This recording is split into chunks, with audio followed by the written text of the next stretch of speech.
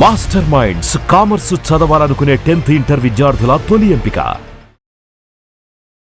నమస్తే రమగారు. నమస్తే జయ. అసలు ఒక్కొక్కసారి అనిపిస్తూ ఉంటుంది, రాబోయే రోజుల్లో ఈ పెళ్ళిళ్ళు, కుటుంబ వ్యవస్థ, ప్రేమలు ఇలాంటివి అసలు ఉంటాయి అంటారా? ఎందుకంటే ఇప్పటికే పెళ్లి చేసుకునే వయసును దాటించేస్తున్నాం, ఆలోచన విధానాలు మారిపోతున్నాయి, మనుషుల మధ్య దూరం అనేది పెరిగిపోతూ ఉంది. అవును, ఫ్యూచర్ ఎలా ఉంటుందో అనిపిస్తూ ఉంటుందండి. ముందు ముందు ఎలా ఉంటుందో, అసలు ముఖ్యంగా ఈ పెళ్లి వ్యవస్థ ఎలా ఉంటుందో అనిపిస్తుందండి నాకైతే. వివాహ వ్యవస్థ చాలా బీటలు వారిపోయి ఉంది. ఎందుకంటే లివిన్ లో ఉంటున్నారు, ఇష్టమైతే ఉంటున్నారు, ఇష్టం లేకపోతే విడిపోతున్నారు, పిల్లలు ఉన్నా ఫీల్ అవ్వట్లేదు కదండి. డివోర్స్ కి పిల్లలున్నా ఆలోచించట్లేదు. నా జీవితం వాళ్ళు లొంగరు, వీళ్ళు లొంగరు, పిల్లల కోసం కూడా లొంగట్లేదు. మళ్ళీ వీళ్ళో పెళ్ళి వాళ్ళో పెళ్ళి చేసుకుంటున్నారు. నీ పిల్లలు నా పిల్లలు మన పిల్లలు ఈ గందరగోళాల్లో నడుస్తుంది. మనం కూడా పాశ్చాత్య దేశాల్లాగా ఇలాగే కొంతకాలం పోయాక థెరపిస్ట్లని వాళ్ళని ఆశ్రయించి ఒంటరితనాన్ని తట్టుకోలేక, తోడులేక, ఏ కష్టం వచ్చినా సరే నేను ఒక్కడనే ఉన్నానని భావంతో వాళ్ళని పోషిస్తాను చేయ. కొంతకాలానికి అదే జరుగుతుందేమో. ఇప్పటికే లేట్ మ్యారేజెస్ వచ్చేసినాయి బాగా. అవును, ఈ సెటిల్ అయితే కానీ పెళ్లి చేయకూడదు అనే పాయింట్లు ఒకటి విపరీతం అయిపోయింది. ఇప్పుడు అమ్మా నాన్న చూసుకోవచ్చు కదా, అమ్మా నాన్న చూసుకుని పెళ్ళిళ్ళు చేసేవాళ్ళు ఎంతమంది ఉండేవాళ్ళు. ఇదివరకంతా వాళ్ళే. పిల్లలకి 20-22 రాగానే మగపిల్లలపై ఉద్యోగం ఉంటే ఉంటుంది, లేకపోతే లేదు, అమ్మా నాన్న చూసుకున్నాడు. పెళ్ళి అవసరం. ఇప్పుడు అసలు పెళ్లి కాదు, ముందు సెటిల్మెంటే అవసరం. ఈ సెటిల్మెంట్ గోల్లో పడి వీళ్ళేమో లేట్గా పెళ్ళిళ్ళు చేసుకుంటారు. మీకు చిన్నతనంలో ఎర్లీగా పెళ్ళైన వాళ్ళు కొంత అమికబుల్గా సర్దుకోవటానికి, సర్దుబాటు మనస్తత్వానికి అలవాటు పడడానికి అవకాశం ఉంటుంది. ఈ లేట్ మ్యారేజెస్తో వీళ్ళకి స్థిరాభిప్రాయాలు, నా జీవితం నా ఇష్టం, నాకు ఇలాగే కావాలి, నేను ఇంతే, నాకు ఇంతే, ఇంకోలా ఉంటే నాకు కుదరదు, ఈ భావాలు. నాతో పాటు నాతో ఉన్న వాళ్ళు కూడా నాకు నచ్చినట్టే ఉండాలి, వాళ్ళు ఇష్టం వచ్చినట్టు వాళ్ళు ఉంటే కుదరదు. ఆడకి మొక్కి కూడా అంతే. పెళ్ళిళ్ళు తగ్గిపోతాయేమో అనిపిస్తుంది జయ. అసలు పెళ్ళి అనేది తగ్గిపోతుంది అంటారా? పెళ్ళి అనేది తగ్గిపోతుంది. సింగిల్ గా ఉండిపోతారు, ఏదో కలిసి ఉంటారు, పిల్లలు పుడతారు, బై ప్రోడక్ట్స్ వస్తాయి కదా, మరి వస్తే వస్తారు, లేకపోతే లేదు. కొన్నాళ్ళు వీళ్ళతో, ఇంకొన్నాళ్ళు వీళ్ళతోటో కలిసి ఉంటారు. ఓకే, వీళ్ళతో కలిసి ఉంటే వాళ్ళతోటి ఉంటారేమిటి, పెళ్ళే చేసుకోవచ్చుగా. ఈ పెళ్ళి ఎందుకని అక్కడి నుంచి ఈ పెళ్ళేమో ఒక ఖర్చుదారి ఇండస్ట్రీ కింద తయారైంది. ఎవరినో చూసి వాళ్ళని చూసినట్టుగా వాళ్ళలాగానే అవన్నీ మనం చేసుకోవాలని అనుకుంటారు. వాటన్నిటికీ ఖర్చు, డబ్బు.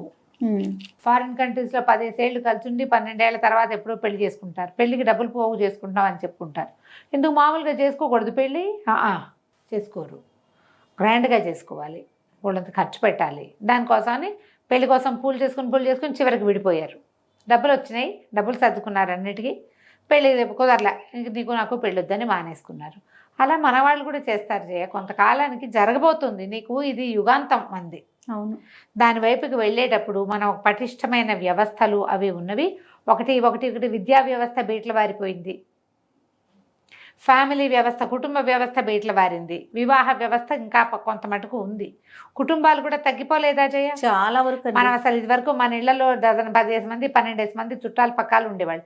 మన ఇంటికి ఓ చుట్టం వచ్చి 4 రోజులు ఉంటే భరించలేకపోతున్నాం మనం. మర్చిలేకపోతున్నాం, కష్టమైపోతుంది, చేయలేకపోతున్నాం. ఇదివరకట్లాగా లేదు. మనకి వాళ్ళకి మొహం వస్తుంది, మనకి మొహం వస్తుంది. ఎవరింట్లో సమ్మర్ హాలిడేస్కి వెళ్ళి 1 నెల 2 నెలలు ఉండేవారు, అవునా కదా? ఇప్పుడు ఎవరింట్లోనే నెల ఉండే ఆలోచన చేస్తున్నావు మనం? ఓ రోజు అంతే. ఎవరికి ప్రతి వాళ్ళకి సున్నితం అయిపోయారు మనుషులు. కంఫర్ట్స్ అవసరం ఎక్కువైపోయింది. అవును, అడ్జస్ట్ అవ్వలేకపోతున్నాము. ఈ అడ్జస్ట్మెంట్ లేకపోవటము, కంఫర్ట్స్కి అలవాటు పడ్డము, ఇవన్నీ కూడా ఎక్కడికి దారితీస్తాయంటే ఒకరితో ఒకళ్ళు కలిసి ఉండలేని తనానికి దారితీస్తాయి. ఆల్రెడీ దారితీస్తున్నాయి. అదే లైన్లో ఉన్నాం మనం, అంతే. మనం అదే లైన్లోనే ఉన్నాం. ఈ క్రమంగా భార్య భర్త కూడా ఒకళ్ళతో ఒకళ్ళు అడ్జస్ట్ కాకుండా, నీ గది నీది, నా గది నాది, అలాంటివి వచ్చినాయి. నీ తరహా వేరు, నా నీ అన్నం వేరు, నా అన్నం వేరు, నీ టైం వేరు, నా టైం వేరు, కలిసి అన్నాలు తినే భోజనాలు చేయటము అవి మానేశారు. ఎవరి టైమింగ్స్ వాళ్ళవి. పెద్ద పెద్ద పిల్లలు ఉన్న ఇళ్లలో కూడా అమ్మా నాన్న ఓసారి, పిల్లలు ఒకసారి తింటూ ఉంటారు. పిల్లలు కూడా ఎవరి దారిని వాడే. అమ్మా నాన్న కలిసి భోజనాలు చేసేది, భార్యాభర్త కలిసి భోజనం చేస్తున్న వాళ్ళు కూడా మెల్లిగా తగ్గిపోతున్నారు. పద్ధతులు మారిపోతున్నాయి. కలిసి భోజనం అయినా కలిసి చేయాలి, ఒక్క పూట భోజనం అయినా కలిసి చేయాలి. అలాంటి సిద్ధాంతాలు మనం చెప్తాం కానీ ఎవరు చేయరు. మన ఇళ్లలో కూడా చేయరు, వినరు మాట. ఆ తర్వాత ఒంటరితనం వచ్చాక ఎవరు లేరనిపిస్తుంది. కానీ వాడు ఎవడైనా తమకి ఒంటరితనం వచ్చిందంటే ఆ సమయానికి ఎవడో వచ్చి ప్రత్యక్షమైపోయి తన ప్రాబ్లం తీర్చి తనకు తోడుగా ఉంటే తర్వాత మాయమైపోతారు. పోవాలి. ఆహా. వాడు మాయమైపోడు. మనకే అనిపిస్తుంది అబ్బా వీళ్ళు ఎందుకు మన నెత్తి మీద ఉన్నారు, ఇంకా మన ఇంటికి వచ్చి మనకు చెప్తారేంటి అనిపించేస్తుంది. అలా అనిపించేస్తుంది. మనకు కావాలి వద్దు ఈ రెండు భావాల్లో ఉన్నాను చూసావా. కొంతకాలానికి కావాలీలు తగ్గి వద్దులు లేకపోతాయి. ఇప్పుడు కూడా అన్ని కావాలీలు తగ్గిపోయినాయి, మనకి కొన్ని ఉన్నాయి, అవి కూడా మాయమైపోతాయి. అవి కూడా మాయమైపోతాయి. కొంతకాలానికి ఇలా జరిగి తీరుతుంది. ఏం చేయాలి రమ్మగారు? తూర్పు తిరిగి దండం పెట్టాలి అంతే. దీన్ని మనం అంటే కుటుంబ వ్యవస్థని కొద్దో గొప్ప కూడా కాపాడుకోలేమా? ఏమిటి మనమే ట్రై చేయాలి.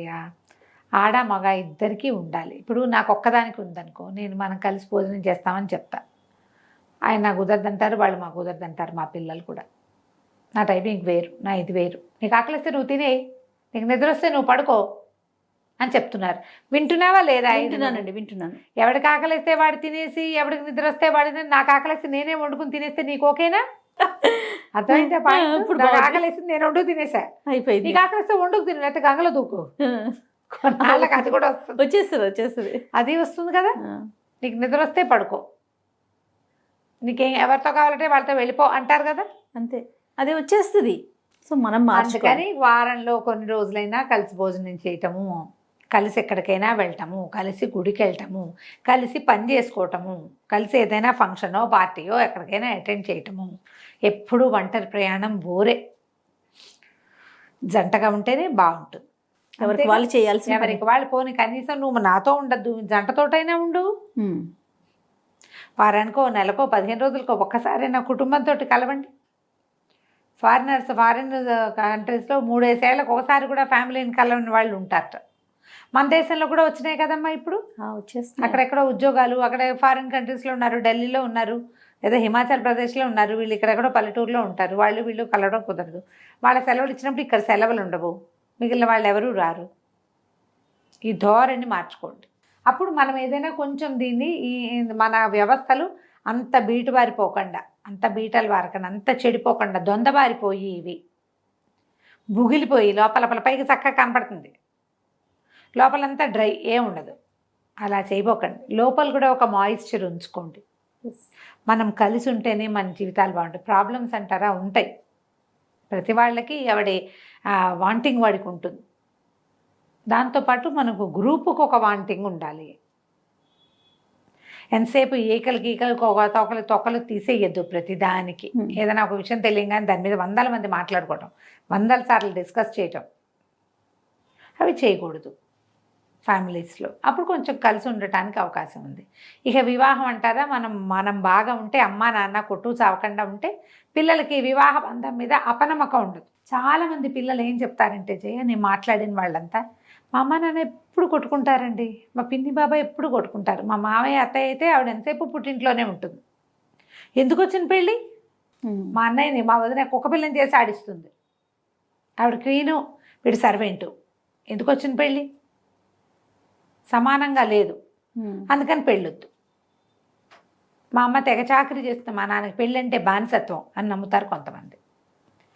మీరు సరిగ్గా ఉంటేనే మీ పిల్లలకి అర్థమవుతుంది. ఇప్పుడు పాతకాలం పెద్దవాళ్ళకి, పురాతనమైన వాళ్ళకి మనం చెప్పలేం.